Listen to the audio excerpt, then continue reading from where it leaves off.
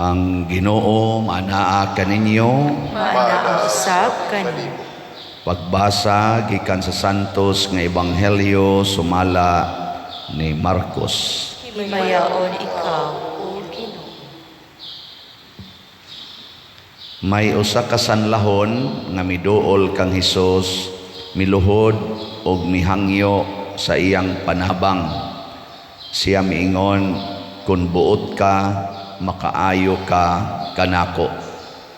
Naluoy si Hesus kaniya ug gihikap niya ang sanlahon ug miingon, buot ko, mamaayo ka. Diha-diha naayo ang sanlahon. Unya gipalakaw siya ni Hesus ug gipahimangnuan pag-ayo, hayaw kini isugilon kang bisan kinsa, apan adtua dayon ang pari ug pagpahiling kaniya.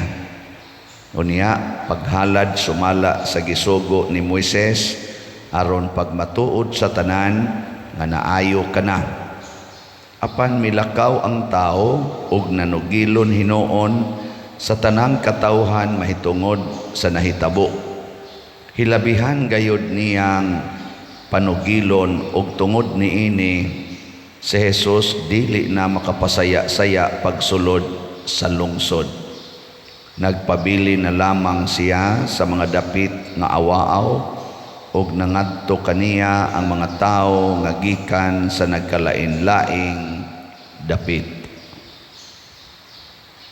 Ang Ebanghelyo sa Ginoo.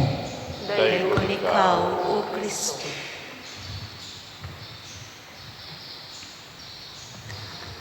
Nindot kaayo ang pahinumdom sa atong tubag sa Salmo. Mausad ang pahinumdom sa atong unang pagbasa nga kung karon makadungog kita sa tingog sa Ginoo sa isumpay ato. Bright kay mo children. Nya kumusta maron kamo? Nakadungog na mo sa tingog sa Ginoo?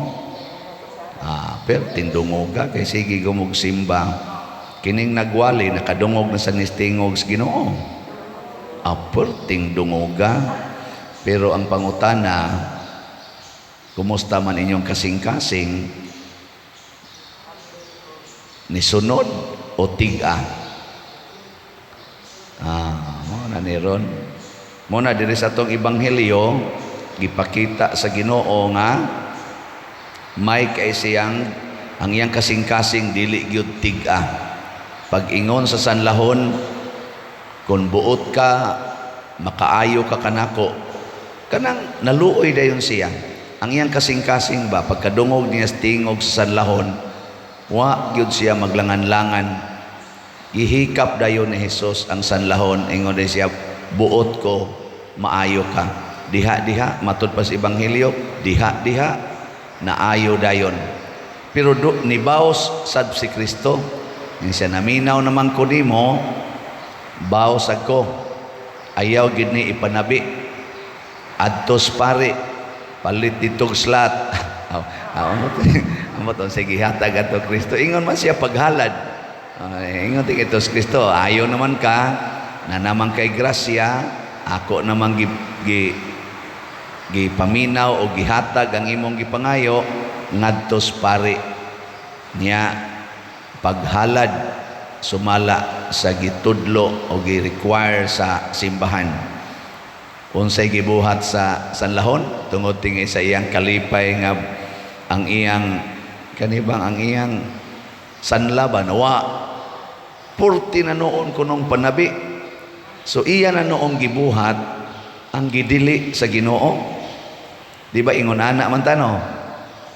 Ingon dahil kas Ginoo, Ginoo, ayuha taong ko anay kong hilanat, kay galubog na lang yung kusbanig tulo na kaadlaw, punan pa ning uwan-uwan tugnaw kay istanan. Samot yun kalabad akong nga magsikag ampos Ginoo, rosaryo pa ka, naayo dayon. Ingon dayon Ginoo, sige, pagpasalamat ngadto simbahan. Oy, dito naman una numbay sa silingan, siging linibakay, kay may namang mutabi. Na may paino og mamatay ka. No, natay ingon ana batasan. Mga estudyante, ampo gyud maayo, mo graduate lang unta ko, ana. Pagka-graduate na, lipay na kay tanan. Sunod na sang Panginoon, makatrabaho na unta ko, katrabaho ta ko Lord. Uban mo pasar unta ko sa board exam. Na, pasar na. Trabaho na. Pagdawat sa sweldo, takes dayos mga barkada, outing ta, outing. Adto dayos mga beach, adto dayos mga bungtod. Hala, paris-paris ilang uyab, tinukangay dayog maayo dito. Inom, hala siging sayaw-sayaw, sulob-sulob dayon anang mga sinina nga kitang mga pusod, mga puson nga rikotob sa igot-igot, sa sampot na wa nay hapit-hapin kay mag-unwind tang gigamit ang sweldo nga ilang unang nadawat bunga sa ilang pag-ampo. Wa maminaw nas Ginoong gaingon, likay ng mga kalaway, likay ng premarital sex, likay ng mga paghubog-hubog ug uban pa. Di na maminaw. Daghan na to, anak. Ilingi ana imong tupad na wa ka magtiga, dili ka tiga. Mga hard-headed, sa kuan pa na sa in English, hard-headed people. Sino na kiniingon dili sa unang pagbasa, 40 years, 40 katuig nga nag-agwanta ko ani mga tawhana. Kay gikan sa Egypt, travel sila padung sa Promised Land, pagkareklamador yun sa mga tao. Siging reklamo, daghan kay gibuhat ang Ginoo nga maayo, sige lang gyapog reklamo. Kita ingon ana ta usahay, ampo mayong panglawas, siging ampo mayong panglawas, niabot nag 60 ang edad, naabot nag 70 ang edad, ang giampo lang gyapon maayong panglawas, niabot nag 80 ang edad, maayong panglawas lang yapon. Naunsa ka naman, kamatay na diha oy. Kay matod pas Ginoo na ako'y giandam nga kalinaw, na ako'y giandam nga pahulayanan nga kalinaw, nga magkuyog ta. Ako baya matod pas Ginoo 33 rabay akong edad, namatay na ko dinhis kalibutan. Nya ikaw 80, 90, maurang yapon na imong giampo nga maayo unta ko ani akong sakit sa tuhod, maayo unta ko aning akong unsa pa na imong high blood, niining akong dialysis, maayo unta ko, niining akong pagsigig chemo, maayo unta ko. Ay dili oy, pugong-pugong na lang ng dialysis o kanang chemo, patyo no nagyug ka, pahulay na sa kalinaw. Di ba?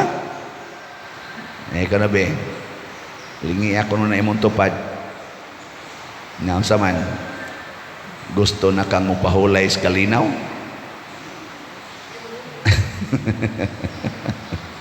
Tanawa, di ba mo reklamo, oy padre simbak ko. Ang kalinaw nga gipasabot sa Ginoo, langit. Ningon siya gahi mog ulo, di gyud mo kasulod sa akong kalinaw. Tinuod gina mga igsoon, kanang dili mo dawat sa kamatayon, dili mo dawat sa gihatag sa Ginoo, maratol kita, magluos na lang tag reklamo. Bisag na ana gibubuan atas daghan kay grasya, malimot ta sa grasyang gihatag sa Ginoo. Sige lang gyapon tag pangayo sa atong gipangandoy, wa tay pagdaig sa Ginoo sa grasyang iyang gihatag. Muna ako, ana jud ko'y reklamo sa Ginoo, party aning slot. Nangandoy man ta kung mahurot na ni siya karong atong December.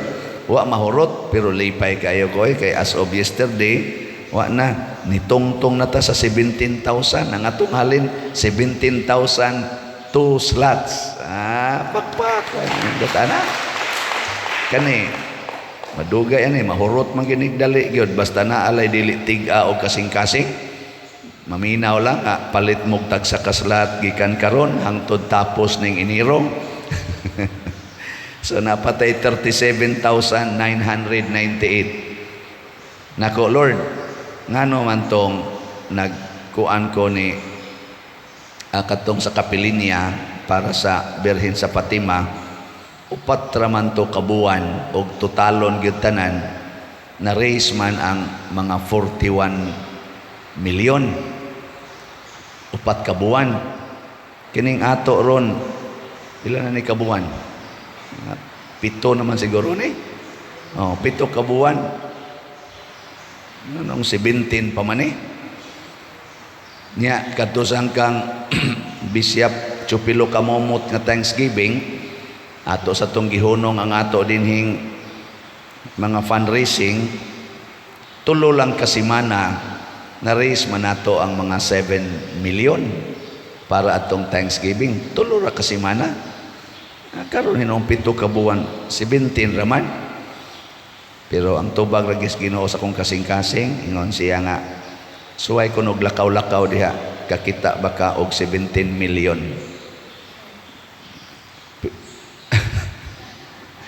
Suway ko nagpangayo ng nanimba nimo diha anang imong parokya, kita bakag 17 million anang mga naunga.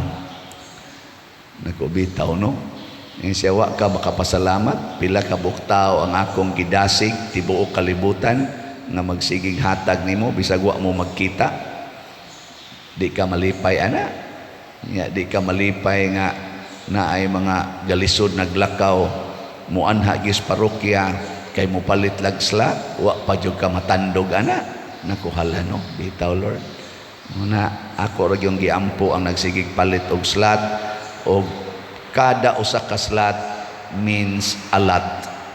Kay usa na kapag pakita nga wa magtig-a ang kasing-kasing aning tawhana o gigamit nis Ginoo aron paghatag o tabang suporta. Mura sa gangingnan ko sa Ginoo ba, ay nalang sig pangandoy diha. Kay dili sa nako pasagdan ang imong project, kay ato man a project man nako sa parokya. Pero ang imong kinaiyang paria ka, tarunga gid na. Basig imo nang hilabtan ang slot, isod na nimo sa imong bulsa, ay ginaghilabti. Mo na ang ako sang commitment, palit lang sa kog slot. Kay unsaon ako paghilabot og ako sang ipalit, malit man gani ko manghilabot na noon.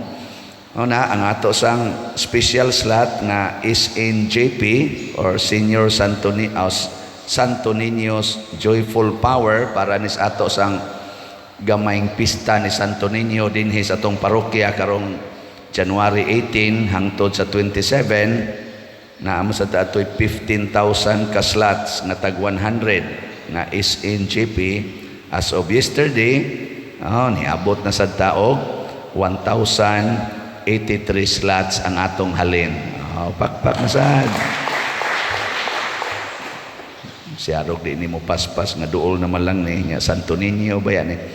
Nabitay akong iyaan, ako lang yung mention nun, si Nini Dulce, niadto ko sa kahugan atong usang adlaw. Nga, glisod ang taon siya kakita, mo ginay akong katikista, sukad pas una, 85 naman tingalin na siya karon. Bawog na taon kay Glawas, wa na'y buhok. Sige lang yapog paminaw, mga DYRF, pinanagin ba niya, misa na sa TV, mutanaw gid siya. Duol na kay ko niya, nako may buntag, kinsa man ka, nako, wa ka kaila nga si Siano man eh, uy, padre, ikaw din niya.